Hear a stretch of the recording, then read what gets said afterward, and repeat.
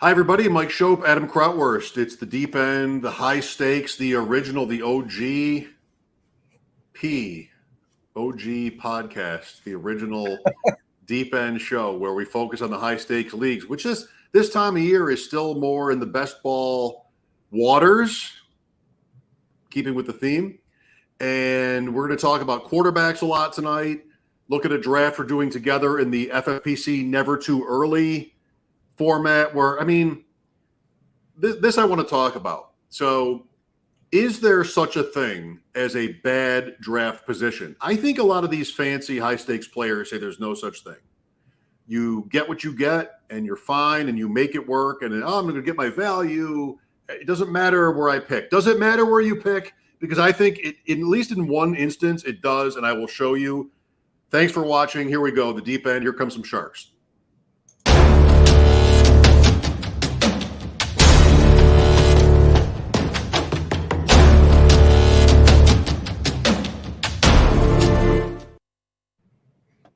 The Sharks have value? Absolutely. I feel bad for the people who listen on Spotify. They can't really see the Sharks. You know what I mean? They are really suffering. They're getting the shallow end. They're not getting the full deep end. They do not get the same sort of. All right. So why don't you just take that question before we start and look at a couple boards? Like when you get a draft position in this tournament or the main event or I don't know, in an auction, who cares? I think that's probably unanimous, but what do you do with it? Do you just sort of not care or do you care? Yeah, I care. And I love that you are having a moment with this whole thing because this is the first time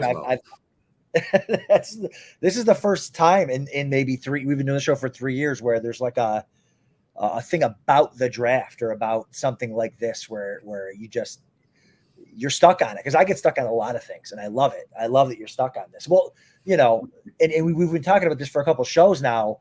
Is there a bad pick? And we've talked to some other deep end guests and they're like, it doesn't really matter. And then you and I jump into that underdog the other day and you get picked 12 again. You know what I mean? So, yeah, I think part of it has to do with picking from the same pool of players every single time. I think that's the fun of drafting is new builds and new players and new ideas and, testing yourself and practicing. And, if you get dealt 10 jack every time, the game's boring. You're going to hit it straight every now and then or whatever. But you want to mix it up.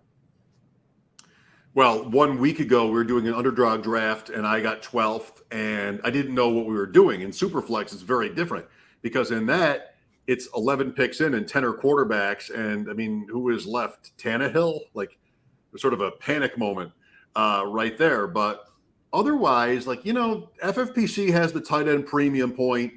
What that does is it changes the mix a little bit, but I don't think it really means a lot when it comes to drafting. What I don't like about 12. So I got 12 last week. I'm on a run of 12s, 2 underdog drafts in a row. And then this thing with Louis G, 5 points. And I still haven't figured out a brand or anything like you with the draft guy or look, it's Smola DS.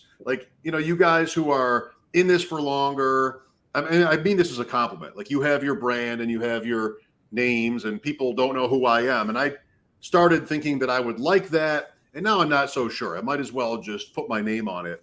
But 5 points is a bakery near where Louis lives. And, I just signed up for teams and I named them It's also a prison in like central New York somewhere too. So is it? Yes. Let's pretend I didn't mention the bakery. We'll just make it about the prison. It's much more intimidating. That's right. The problem I have with 12 is, and it really came to light once I saw Jared next to me. I have a ton of respect for Jared. Everybody does. I want to be able to play off of him. Yeah. So even in round 1 in this draft, if I'm 11 and he's 12, I feel like, well, he's Mixon. So maybe I draft Mixon or maybe I don't. But I feel like I'm playing off of somebody at the end. And when you're at the end, you have nobody behind you. So what you're doing is really 100% about uniqueness, and nothing, 0% about everybody else in the league. It could be the same 11 people. It could be 11 people who are you and Jared and 9 people who've been guests on this show, like experts, or it could be 11 rookies. It doesn't matter what I'm doing at 12. And that has to be a disadvantage, doesn't it? Like that has to be a competitive disadvantage when you cannot use any amount of strategy that comes from who you're playing against. You're really just building a team that you think is going to be different. And then sure, you're going to use players, but there's less of that too. I mean, you're within your tiers, but this draft for me has been more about trying to find a zag against zigs, trying to find some other, this is not to speak for my partner, but other ways of building a team that are unlike everybody else in the league than it is who the players are or who I'm playing against. And I feel like that has to constitute a disadvantage. So does that hold water? Yeah, it holds water. And it also too, you can only do what they allow you to do, right? It's not just, it's not just picking 12, it's also picking 1. I mean, 1's fancier because you get the 101, but it's still the same kind of idea is they don't, I was in a draft with Louis the other night in an underdog. And I didn't even realize he was in the room. It was late. I was kind of watching Netflix and drafting at the same time. And he was like, "Hey, did you know I was in the room?" I was like, "No." And he was like, "Well, I sniped you. I knew." He's like, "I called like 80 of your picks and I sniped you a couple other times on guys." So, I wasn't picking 12, but that's just to go along and say like, yeah, if you're in a room, if you're picking 12, if you want to stack a certain team, you can only stack them if people let you stack them, right? They see you've got, Aaron Rodgers, or they see you've got, Josh Allen and you want Diggs, or that, you know what I mean? So it's way easier to get sniped because you have to show your hand, right? You have to show your hand at 12 if you're trying to do something like that. If you're trying to work in a stack, if you're trying to go 0 RB, if you're trying to, because even 0 RB, if you're at 12 and you go what receiver, or throw a tight end in there, the other team knows, okay, well, this guy's a 0 RB guy, and eventually he's going to have to take running back. So I'm going to snap him off. I know that I can, hey, if I need a running back, I know I got to take him now because I got, those back-to-back picks, he's probably going to take one of them or 2 of them, So yeah, I think that is a disadvantage, certainly picking it at the end. All I wanted to do here was, and again, I'm not speaking for my partner. And by the way, if you're in a draft at any hour and you're not assuming Louis is in it, that's also a mistake. Just in and of itself, that is a mistake. But all this is, I'm doing this on the screen that we're all looking at, just trying to get something unique and different. What's the same thing? Just, it's almost like not even about who the players are. And, this is really the point there. You want to stack in this. This is a tournament. So how am I going to accomplish that? Pitts and Andrews, unless Lamar Jackson comes back, in this case, we waited until 5. So we didn't do that at 3 or 4. Don't want to have the tight ends and the quarterbacks locked up early. So unless Lamar Jackson comes back and gives you that stack at 5-12, you're sort of sacrificing that in this way. I don't like tight end as much as last year, by the way, but it's unique, and it's probably logically more unique, if that's not even a term. It's more unusual because I think people like tight ends at the top less than last year. So it could stand out a little more. Anyway, you want to stack and you want to be different in terms of your style. And this whole draft has been reacting to what's happened before and, preserving ourselves for what's going to come in the next 22 picks before we go again. And that just seems like a necessarily weak position. I don't really hate it. What we tried to do later on, and we'll get to your team. By the way, Adam is in this draft at 9, if we haven't said that.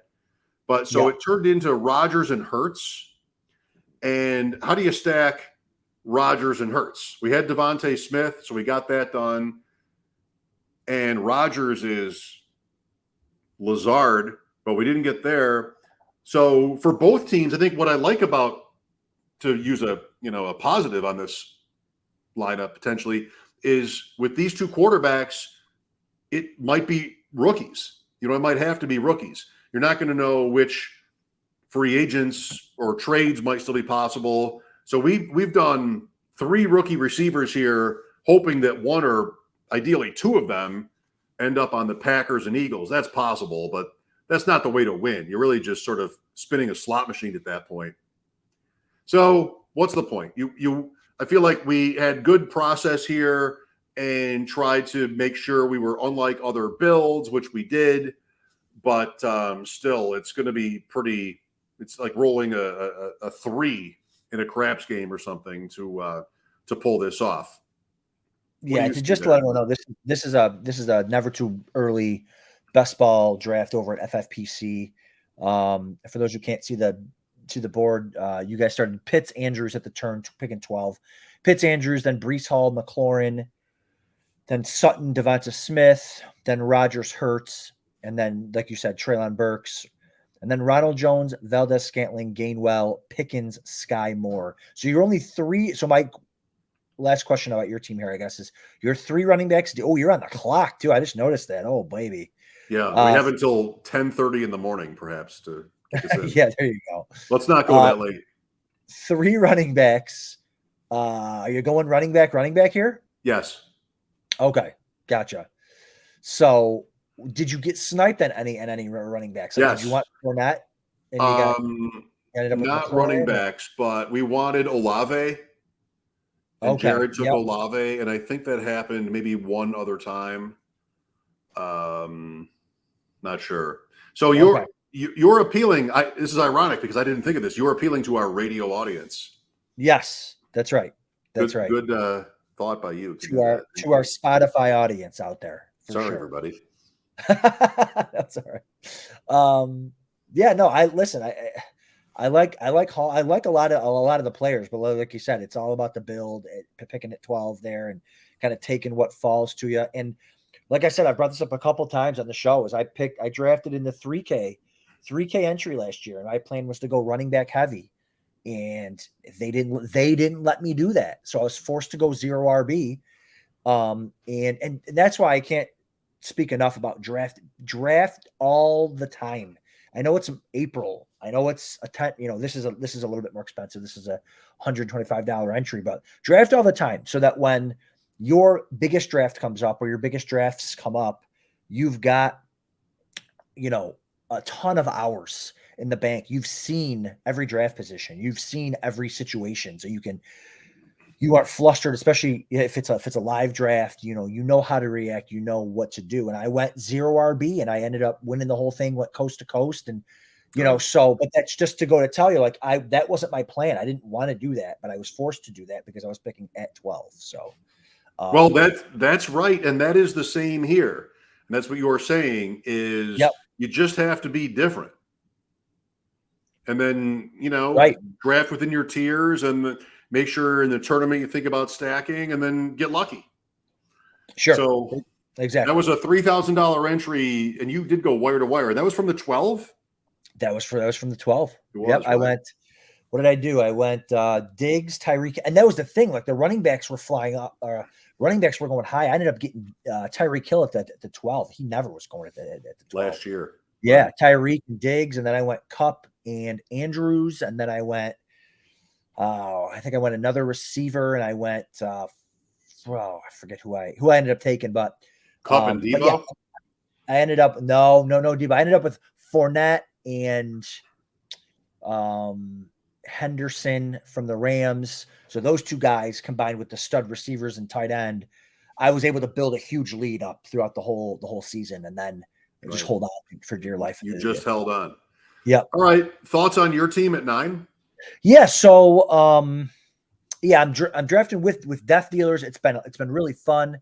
I usually never go receiver early in drafts, and in best ball, I have to talk about, I just went 0 RB, but in best ball drafts, I generally will go running back early. And this is maybe a different topic. Maybe this is more for our running back show we'll do in a couple weeks. Mm-hmm. I don't like any of the running backs right now, like in the first round. I just feel so uncomfortable with a lot of them over like a Jamar Chase or a Justin Jefferson, where it's like the only way those guys don't hit is if they get hurt. You can't say the same about a lot of the running backs. So we went Jamar Chase because I thought he was just the best player available there.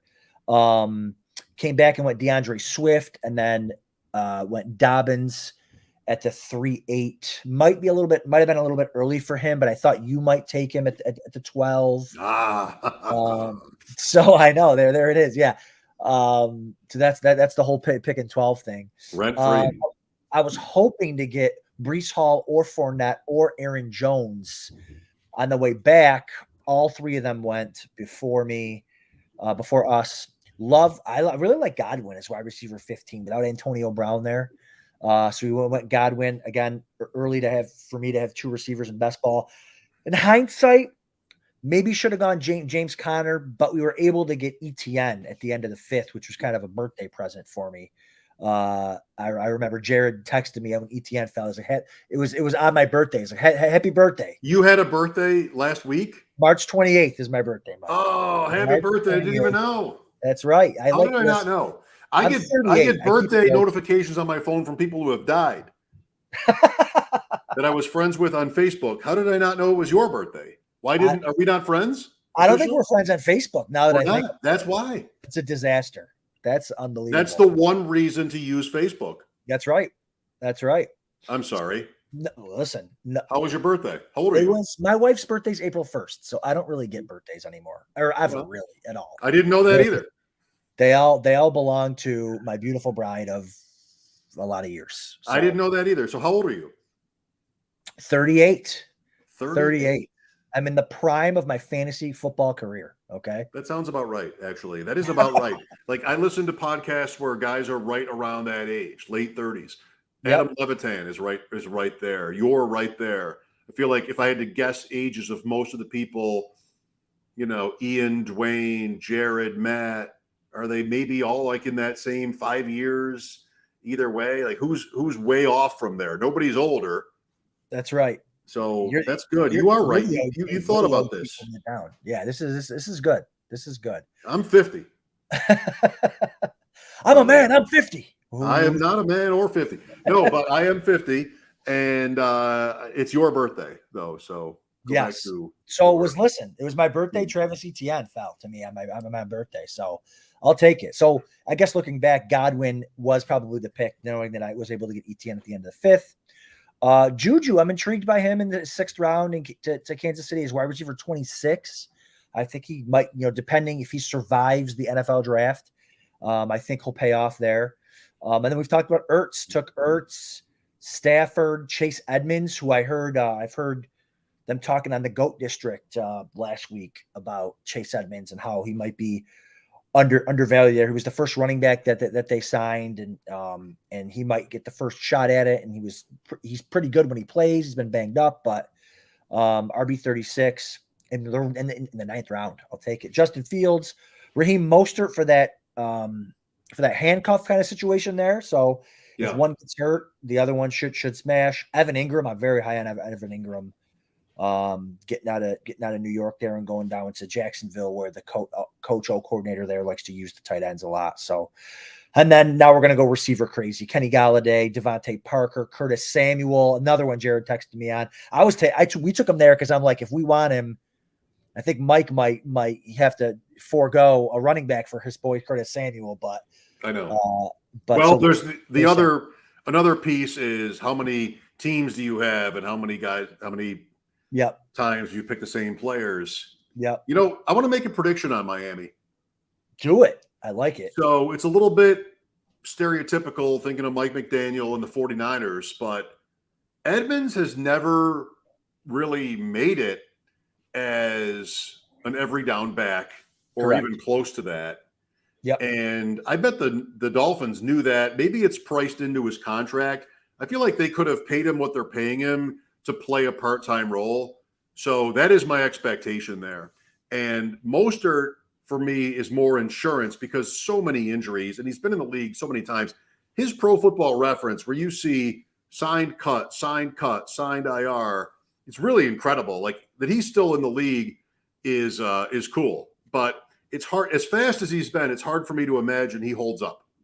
So I do think there's going to be someone else in Miami. It could be Gaskin still, but they Yep. did everything they could last year to move off of him.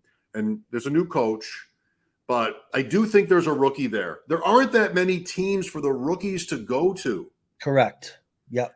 So I think Miami, they don't pick in the first round.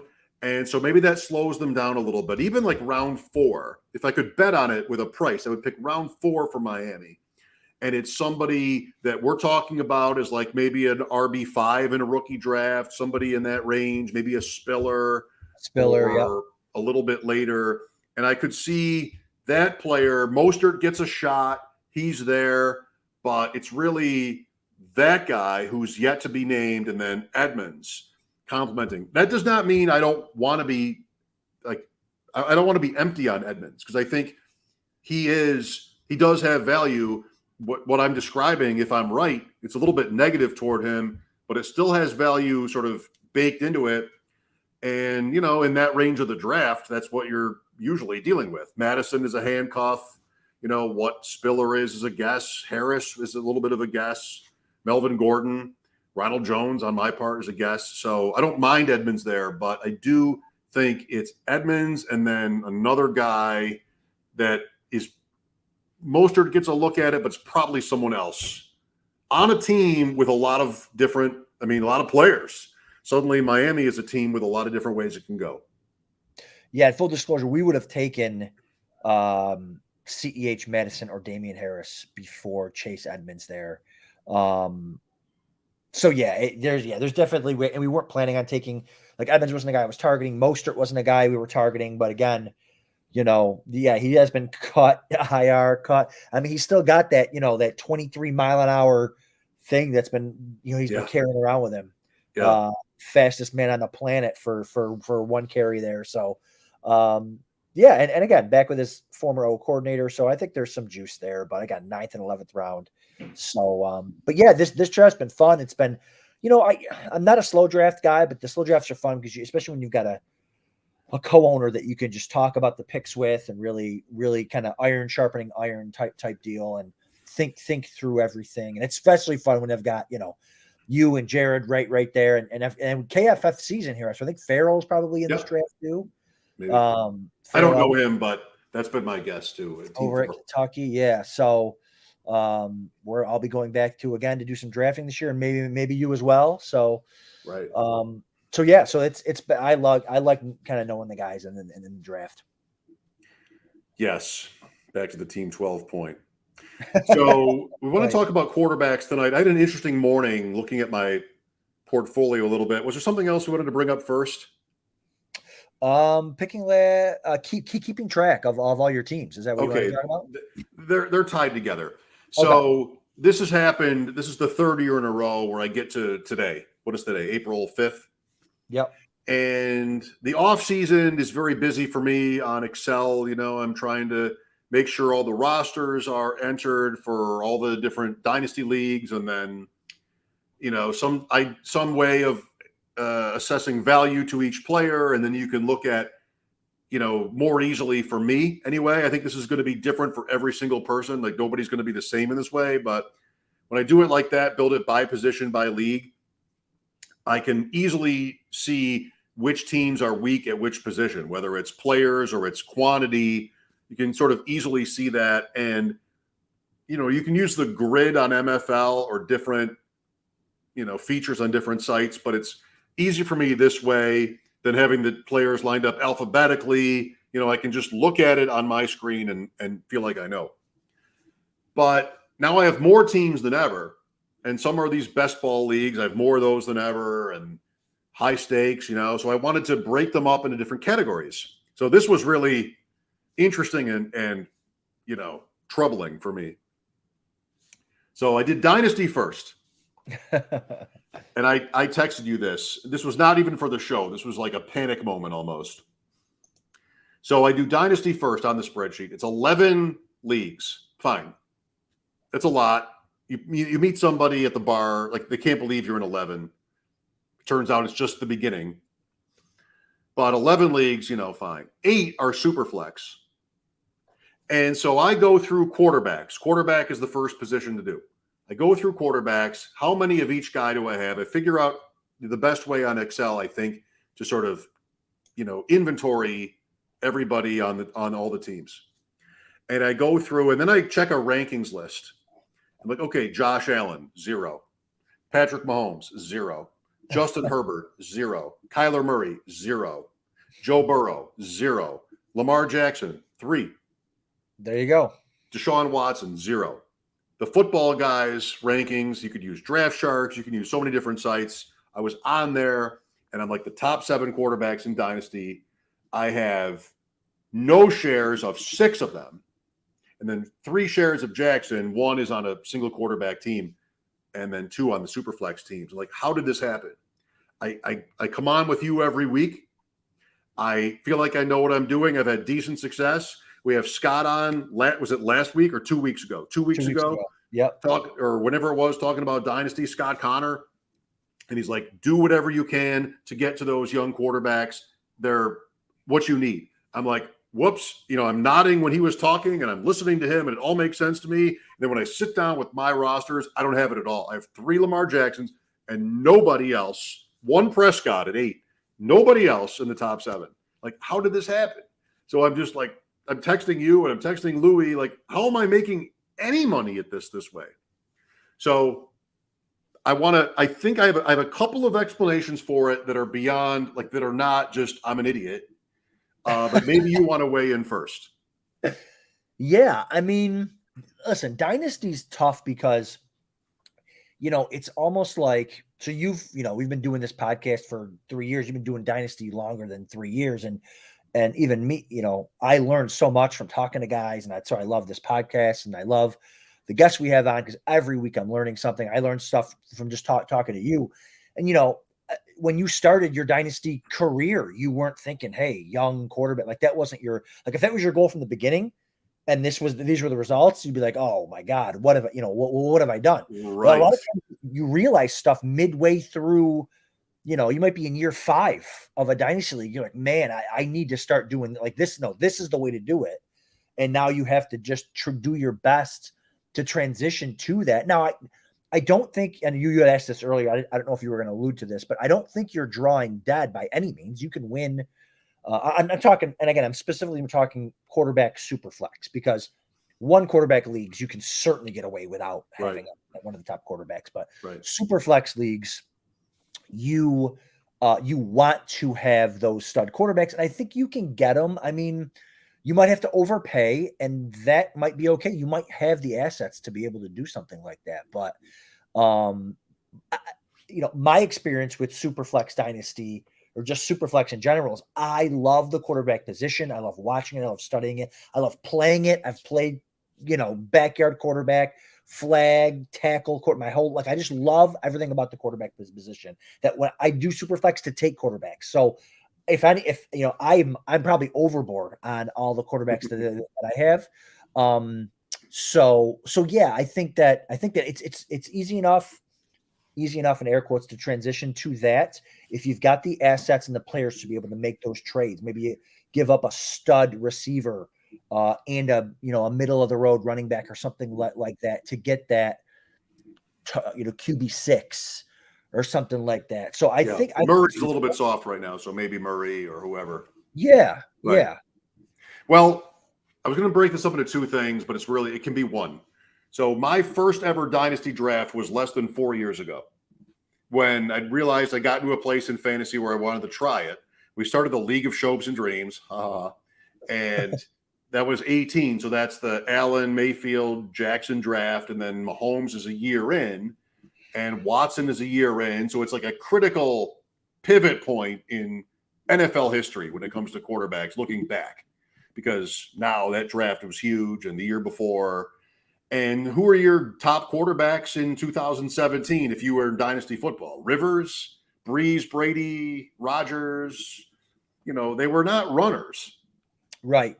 That's right. So at the same time, I started, and my upbringing, if you will, was don't reach for quarterbacks, and just take it slow. Then a year later, I'm like, all right, well, let's catch up a little bit because Jackson may be great and Allen can run and maybe there's life there. Or Mayfield a year in, was not much different, or even Darnold. And okay, so Tua in year 2, we'll do that and we'll catch up a little bit. And here we are in 22 going into rookie draft season. And let's look at the board. Brady is still there. Rodgers is still there. Breeze is gone. Rivers is gone. Roethlisberger is gone. Eli Manning is gone. Fine. None of those guys were this level of game changers anyway. Allen, Mahomes, all those guys I mentioned, Allen, Mahomes, Herbert, Burrow, Murray, Watson, are all what, 25 or younger? Yeah. 26 or younger? Like, they're all these amazing fantasy You monsters. got Dak too. Russell Wilson's obviously older, but right. I mean, I've got 5 Lance teams of those 11 and a couple of Fields teams and 3 Tua teams. Like, I'm ready for the next guy. That's right. It just, the timing didn't work. And also, I have to blame myself a little bit. I'm a little bit cheap.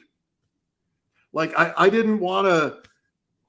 When Scott came on and said, I'm going to give you 4 picks for Burrow, and I'm just going to start Allen Burrow and figure out the rest. Like, I never was willing to do that.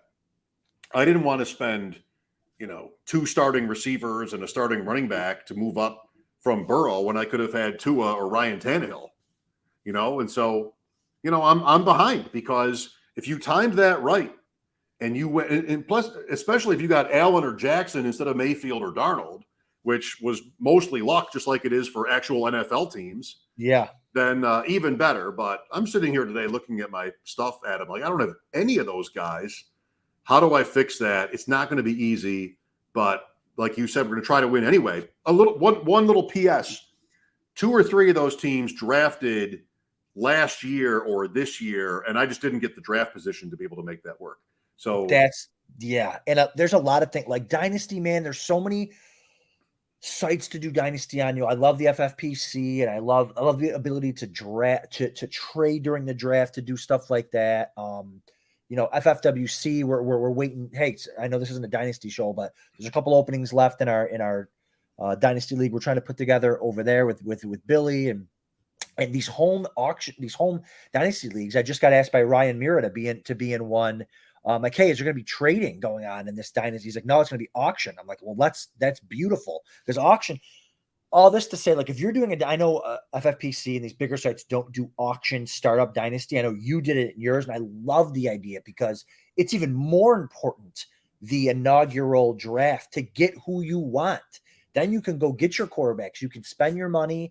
You don't have to trade draft picks. If you don't get the 101, if you're in Superflex and you don't get the 101 or 102, you're not getting Mahomes. You're not getting Allen, So, but in an auction, man, if you guys are thinking about doing a Dynasty League out there, do an auction startup, because that's totally the way to do it, so that everyone has that position, like you said.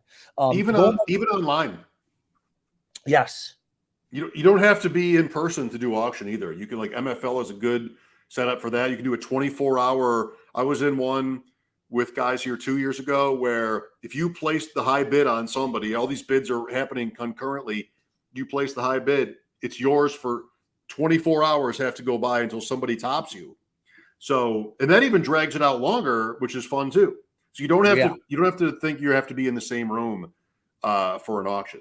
Yeah. And to kind of piggyback off the players that you said that you had, I mean, maybe we might have the same conversation a year from now, and you're like, man, I am in beautiful shape because Lance is now Lamar Jackson.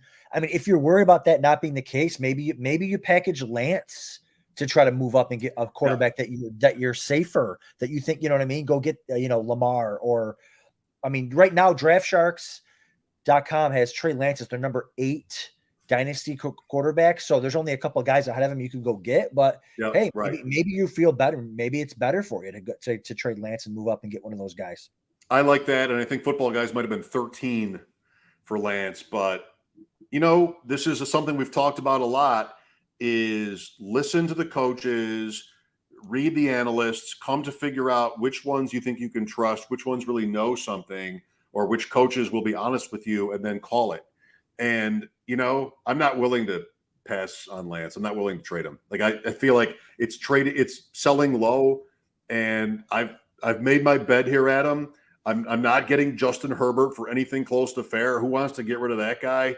I'm gonna take my medicine, which was last year, and sit here with Lance and, Fields or even Tua. Like, it's been a good month for Tua. So he doesn't have to be good. He doesn't have to get good, but they're trying. They're doing what Buffalo did and other teams are doing to try to salvage their quarterback. And, trading for Tyreek Hill, that's a power move.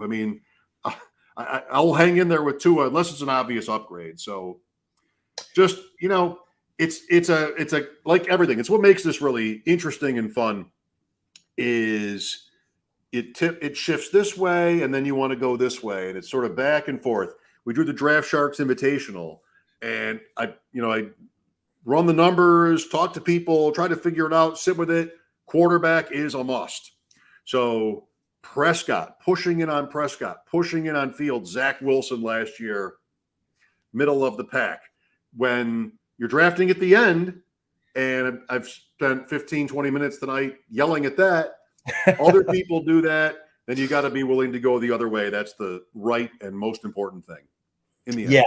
Yeah. And kind of I don't think, you might find an owner. I don't think it would be, have to go up too much to get from Lance to Herbert. Tua to Herbert would be a lot. And it's funny, you were texting us earlier about this. I'm like, man, you know what? If there's some desperate, because I'm in the Draft Sharks Dynasty League, super flex, and I did what, I went Josh Allen, I went who's my other one? I went Joe Burrow, I stacked them, I got the Diggs, I had Higgins, I think I traded him in the package deal for Jefferson, whatever. So I've got these two young stud quarterbacks, and I've got Jameis Winston, who's never going to play for me except on bye weeks. I'm like, you know what? If there's some desperate owners, so I sent a bunch of low ball or high ball, whatever you want. I offered Jameis Winston for like first round picks and stud receivers, and I got laughed out of the room. I'm like, man, maybe if so, but I sent them to teams that like have one quarterback or like no quarterbacks going into the year. Like, so that's like, okay. Hey, maybe I can get 2 first round picks, or maybe I can get, I think I tried to get Aaron Jones, tried to get Michael Pittman and Freiermuth, and people were like, no. But you know what? That's all right. I'll sit back. I'll hold him. Then in the draft, when the Saints go draft a receiver in the first round, and people forget Winston. I'm not trying to sell him on here, but people forget when Winston plays with talent, he puts up some monster years. So I think in a super flex, you can get a guy like Winston's gonna start for you. Well, there's nothing wrong with. I'm not telling you this like you don't know it. There's nothing wrong with doing what you did, making those offers, because if you're playing in a league with good players, they will look at your team. And if they question the offer, especially if they know you, like, why would Adam do this? It's not usually his style. They will look and see he has Allen, he has Burrow. Okay, I get it. It's terrible for me. I'm saying no, but I wouldn't disparage him for making that offer. It sort of makes sense. Yeah. So, that's okay. That's really the art of the deal. That is what we talked about a little bit with Scott, and that's a whole show, if it's not 10 shows, is figuring out who are you playing against, what are their motives, and a deal can look like a bad deal in a vacuum. But if they look at your team and look at theirs, I did a couple of these in the last couple of days. One is, this is a deal that's not going to look good on me in a vacuum, but this is why I'm doing it. I feel like you should consider it. This is why I'm offering it. If I need to tweak it, I will. Then you have to figure out, who am I talking to? Is it somebody where I want to say I could do more, or is it somebody where I wouldn't want to say that? Because once you say you could do more, then the person should know you need to do more to make that deal. Like, there's that part of it. And is it somebody who would trust you? Like, you don't want to ruin if you're an outsider in the league and this person is more in the inner circle of the league, that can get around. And even if you think you were right, other people can come to think of you as somebody trying to make a move on them, trying to play them or steal from them. So you don't want that either. So I think that personal stuff is not vital to success in this, but it's interesting and it's important, if you want to try to beat the room in the end. Not in a certain way, but you're trying to win, right? That's the whole point. You're trying to win. And even there are times, I think, I know I've done this a couple times where I made a so-called bad deal on purpose, because I had an advantage in the group and I wanted to set myself up for something else. So, you know what? Make this deal. Maybe I'll look a little bit like a sucker, and that might help me next time. You know, you're playing poker. Oh, I love it. I love the poker comparisons. They're so fitting. I love it. Yeah, for sure. No, I totally. And I know this isn't the dynasty pod, but we can't help ourselves. We love just talking the trades. Yeah. And, well, you know, and there is high stakes dynasty. there is. And that is something else. I don't know if we'll talk about this on Thursday, but it's something else on my mind. And we've talked about this recently, is how those orphans get priced. There's a Josh Allen orphan for sale that FFPC posted to Twitter. If it was he's the only quarterback on the team. It's like a $500 dynasty team on sale for like $199 or $99 or something. And I'm like, man, I have no interest in a single quarterback dynasty league, but man, it's Josh Allen. How do I not do it? You know, I love those guys. I mean, I love FFPC. I do feel like there might be inefficiencies though in how those teams get priced. I think it's draft picks. And if you have a year like this year where it's weak or thought to be weak, and a team has traded its second and third, so the team price is way discounted, go for it. Yeah.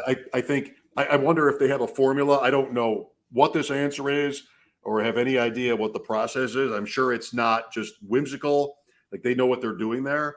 But I looked up and down those orphans today. I kind of want to buy one. But you have to commit to it before you even know who's in the league. Like if there are 2 or 3 teams that are just giants and who knows if they're even partnered. Yeah, like I don't want to just go in blind on that.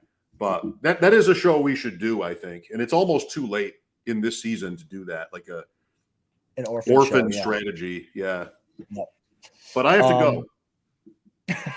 Where are you going? I am going upstairs. My night has been a little bit weird, and I think I need to wrap this up pretty soon. You have a final thought? I don't mean to rush you, but no, that's fine. Listen, I'm sure my family won't be disappointed that I'm coming up. No, that's it. Great show. We got a couple more topics we'll cover. Maybe we'll slam them into to Thursday's episode. Thursday we're having Fantasy Mojo on. Oh man, it's going to be so good. He's going to go over all the cuts from last week's cut deadline over at the FFPC. That's going to be a great show. Darren Armani will be on, and we'll get his website up on here, and we'll talk through all that stuff. Trends. That'll be good. Trends. Yes. All right. Thanks everybody. Mike Shope, Adam Krautwurst. See you Thursday night here on the Deep End. Bye-bye. See you guys.